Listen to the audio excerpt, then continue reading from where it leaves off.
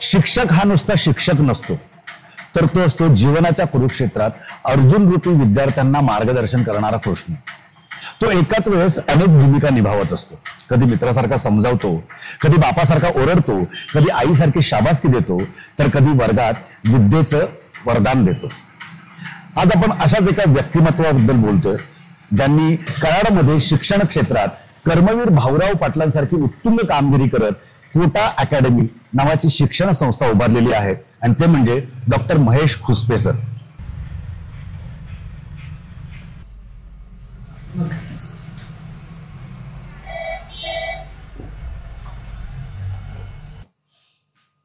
अनेक हात वास्तू बनवत असतात, अनेक हात वास्तू सांभाळत असतात. वास्तू तीच असते, पण तिचं स्वरूप मात्र बदलत असतं. कधी ते घर असतं, तर कधी ऑफिस, कधी मंदिर, तर कधी शाळा. पण तिचं पावित्र्य मात्र अनेक हातांच्या हातात असतं. अशाच एका पवित्र वास्तूत आज मी आलेलो आहे, जी डॉक्टर महेश खुसपे सरांच्या विजनने तयार झालेली आहे. कोटा अकॅडमी 2006 साली स्थापन झालेल्या या शिक्षण संस्थेत अनेक विद्यार्थी डॉक्टर्स आणि इंजिनियर झालेले आहेत. चला तर या अनेक अर्जुनांचे द्रोणाचार्य डॉक्टर महेश खुसपे सर यांच्यासोबत गप्पा मारू. डॉक्टर महेश खुसपे सरांचं केबिन. नमस्कार सर. अरे नमस्कार नमस्कार नमस्कार. या या या या सर, या या या. नमस्कार सर. तुम्हाला भेटल्याच्या नंतर तुमच्या कार्याची महती तुमच्या व्यक्तिमत्वाकडे बघूनच लक्षात येते. मंडळी, हे मी अशासाठी म्हणतोय, याचं कारण आहे, कारण काही व्यक्तिमत्वांना ओळख करून द्यायची गरज नसते. आपण हिंदीत एक असं म्हणतात की सिर्फ नाम हे काफी आहे. तसं कराड म्हटलं की कोटा अकॅडमी, आणि साताऱ्याच्या कराडमधली कोटा अकॅडमी म्हटलं की महेश खुसपे सर. म्हणजे साताऱ्याच्या घराघरात जे नाव आदरानं घेतलं जातं, असं महेश खुसपे सर आज आपल्यासोबत आहेत. चला आपण गप्पांना सुरुवात करूया. सर, आर्टिफिशियल इंटेलिजन्स म्हणजे एआयने आपल्या रोजच्या जगण्यात शिरकाव केलेलाच आहे. अमेरिका असेल, चायना असेल, या लोकांनी त्यांची ॲप्स सुरू केलेले आहेत. तसंच आपण देखील स्नॅप GPT असं एक जे प्रोडक्ट आपण लॉन्च म्हणजे आता करूच लवकरात.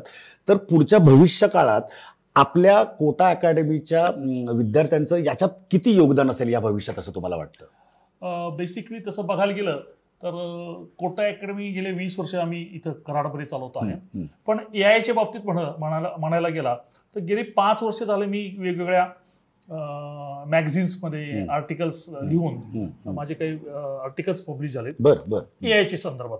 कारण माझं बेसिक शिक्षण हे इलेक्ट्रॉनिक्सच्या रिलेटेड असल्यामुळं, मी इलेक्ट्रॉनिक्स इंजिनियर असल्यामुळं मला एआयचे येणारे फायदे आणि तोटे गेले 4-5 वर्षापूर्वीपासूनच माहिती आहे. त्या अनुषंगानं मी आमच्या इथल्या विद्यार्थ्यांना जे इंजिनिअरिंग साईडला जाणार आहेत किंवा जात आहेत, त्यांना एआयचं महत्त्व पटवून सांगायला सुरुवात केली. आणि कम्प्युटर सायन्सची असलेली ही एक ब्रँच पुढं तुमच्या आयुष्यामध्ये अत्यंत महत्त्वाची आणि मोलाची भूमिका बजावणार आहे. तर त्या दृष्टीनं तुम्ही तयारी करा. त्यासाठी तुम्हाला फिजिक्स, केमिस्ट्री, मॅथ्स हे विषय तुमच्या दृष्टीने अत्यंत महत्त्वाचे. आणि ही तयारी करून तुम्ही IIT किंवा NIT सारख्या इन्स्टिट्यूटमध्ये तुम्ही शिकला तर तुम्ही AI असो, डाटा सायन्स असो, या सारख्या ब्रँचेसमध्ये चांगलं नाव कमवू शकाल, हे त्या विद्यार्थ्यांना सांगितलं. आणि त्याचा मी सांगितलेल्या गोष्टीचा विद्यार्थ्यांनी सिरियसली घेतल्यामुळं त्यांनी छान अशा पद्धतीने गेली 5 वर्ष अभ्यास केलाय. आणि आज मला आनंदाने इथं नमूद करावं असं वाटतं की गेल्या 4-5 वर्षात म्हटलं तर AI सारख्या सेक्टरमध्ये किंवा कम्प्युटर सायन्स सारख्या सेक्टरमध्ये माझे जवळजवळ 60 ते 70 विद्यार्थी यांना ऑलरेडी ॲडमिशन मिळाले. त्यातले बरेचसे जण पासआउट झालेले आहेत. त्यातले काही जण AI सारख्या प्लॅटफॉर्मवर काम करतात. वा वा वा वा वा, क्या बात आहे. तुमची मेहनत या सगळ्यातनं लक्षात येतेच आहे. सर, इतक्या कठीण परिस्थितीतनं तुम्ही कोटा अकॅडमी सारखी संस्था आज कराडमध्ये उभी केली आणि इतक्या छान रन करताय.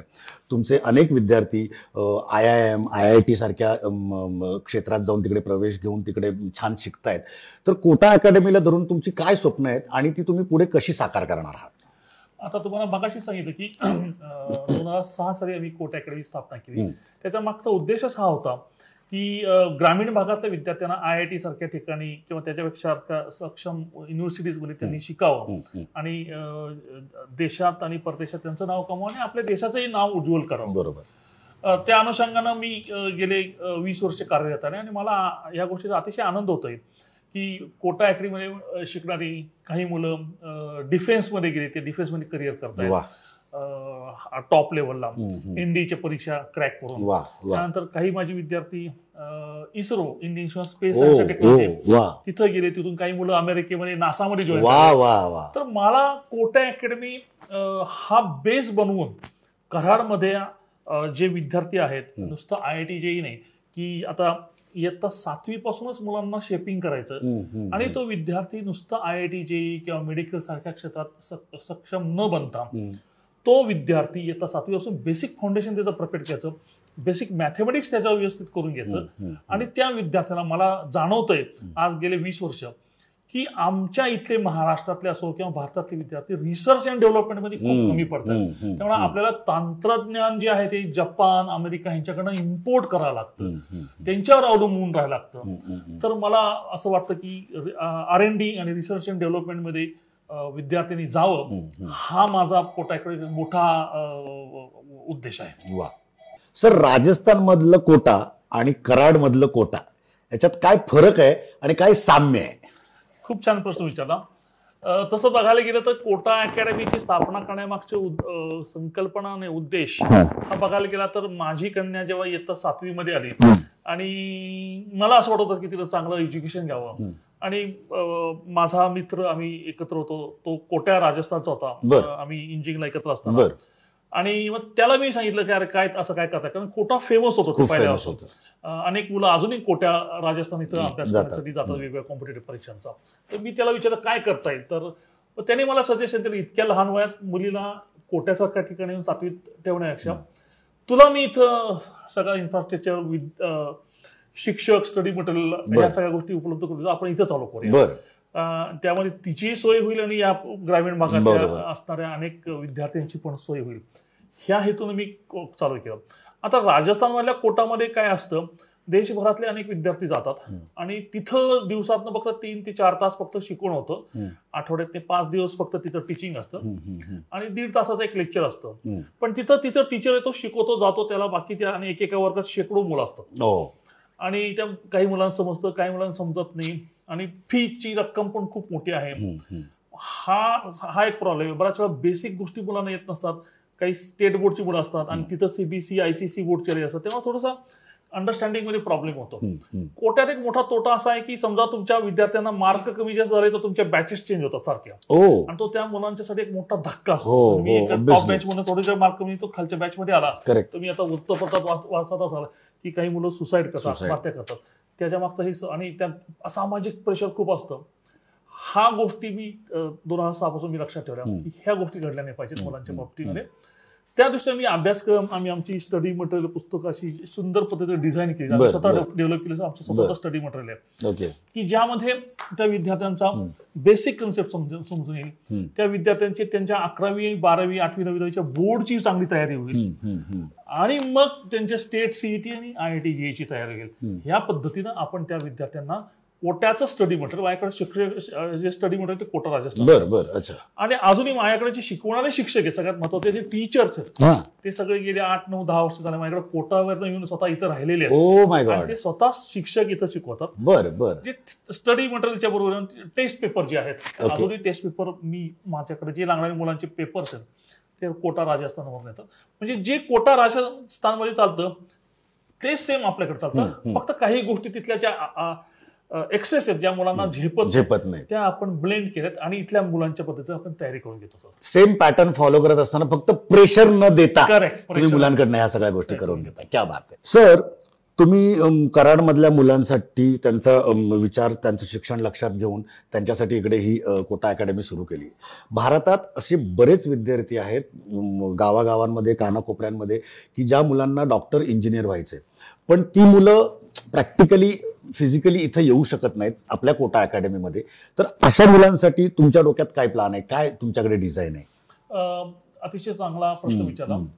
आपल्याला माहिती असेल कोविड पासून म्हणजे 2019च्या आसपास भारतामध्ये कोविडने 2-3 वर्ष धुमाकूळ घातला होता. तर ऑनलाईन कोचिंग प्लॅटफॉर्म उपलब्ध सुरू झाले. तर मी त्यावेळेपासून मी स्वतः टेक्नोसेवी असल्यामुळं, टेक्निकली साऊंड नॉलेज असल्यामुळं इमिजिएटली मी त्याच्यावर ऍक्शन घेतली आणि ऑनलाईन टीचिंग चालू केलं.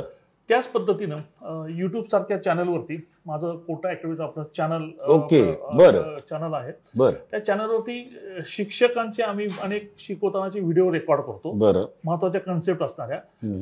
ऍक्च्युअल शिक्षकाची जागा ऑनलाईन रिप्लेस नाही करू शकत. नाही, अगदीच नाही. पण त्याच्या महत्वाच्या ज्या कन्सेप्ट आहेत त्या मी रेकॉर्ड करतो आणि ऑलरेडी आमच्या युट्यूबवरती अपलोड करतो, की जी फ्री आहे सगळ्यांसाठी. त्यासाठी आम्ही कुठलेही चार्जेस घेत नाहीत. देशभरातली सगळी मुलं ती बघतात आणि त्यांचा अभ्यास करतात त्याच्यामध्ये. वा वा, हे खूपच नामी युक्ती काढली तुम्ही शोधून.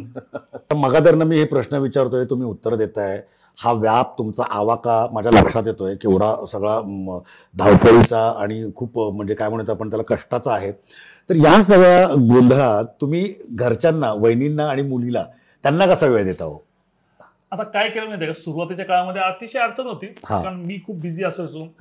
वहिनी देखील मला थोडा सपोर्ट करायचा.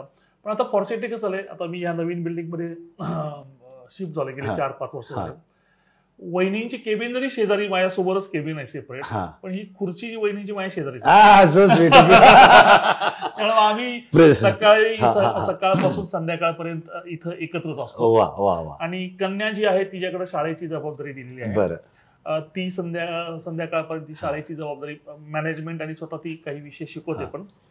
आणि दिवसभरात झालेल्या घडामोडी जेव्हा आम्ही इथून घरी जातो ते जेवताना आम्ही डिस्कस करतो, काय काय प्रॉब्लेम्स आले किंवा काय अडचणी आल्या किंवा त्याला आपण सोल्युशन काय केलं पाहिजे, पालक काय म्हणत होते, मुलांचा अभ्यास कसा चाललाय, हे जेव्हा आम्ही एक सिंहावलोकन डेली बेसिस करतो. आणि सकाळी जेव्हा चहाला पुन्हा आम्ही बसतो तेव्हा ते जेव्हा ती आज काय करायचं ह्याचं नोटिफिकेशन करून मी ऑफिसला फोन करतो की आज हे करायचंय, त्या पद्धतीने लेक्चर घ्यायचे किंवा हा बदल घडवायचा आहे, असं आमचं देतो.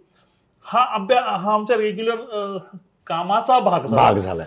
पण कुटुंबासाठी वेळ देणे, तर कुटुंबासाठी तसं बघायला येतं हे डिव्होशनचं काम आहे. आणि आम्हाला खूप वाटतं कुठेतरी फिरायला जावं आणि सिनेमा बघावा. आम्ही पण माणसं आहोत, पण आम्हाला त्यातनं आवड आहे थोडी सामाजिक कार्य. मी असो किंवा आमची पत्नी, माझी पत्नी मंजिरी असो किंवा माझी कन्या मैथिली असो, आम्ही लायन्स इंटरनॅशनल नावाच्या सामाजिक संघटनेला असतो आणि आम्ही काही सामाजिक उपक्रमात खूप छान छान भाग घेतो. त्यात आम्हाला आमचा आनंद शोधतो. वा वा वा वा. पण ही तुम्ही मॅडमची जी काय उणीव म्हणजे किंवा त्यांचं जे कदाचित चिडचिड झाली असते की फोन आले असते की अहो किती वाजले, कधी येणार घरी, बाई माझ्यावर पण लक्ष ठेव आणि माझ्या व्यवसायावर पण लक्ष ठेव, माझ्या शेजारी बस. ही युक्ती तुम्ही उत्तम काढली. Thank you very much sir. खूप छान वाटलं तुमच्याशी गप्पा मारून. कराडकर, तुम्ही खरंच खूप भाग्यवान आहात की खुसपे सरांसारखी व्यक्तिमत्व तुमच्या कराडमध्ये आहेत, जी समाजसेवेत स्वतःला त्यांनी वाहून घेतलेली आहेत. आता आपण गप्पा मारणार आहोत खुसपे सरांच्या पत्नी सौ मंजिरी खुसपे यांच्यासोबत. चला तर.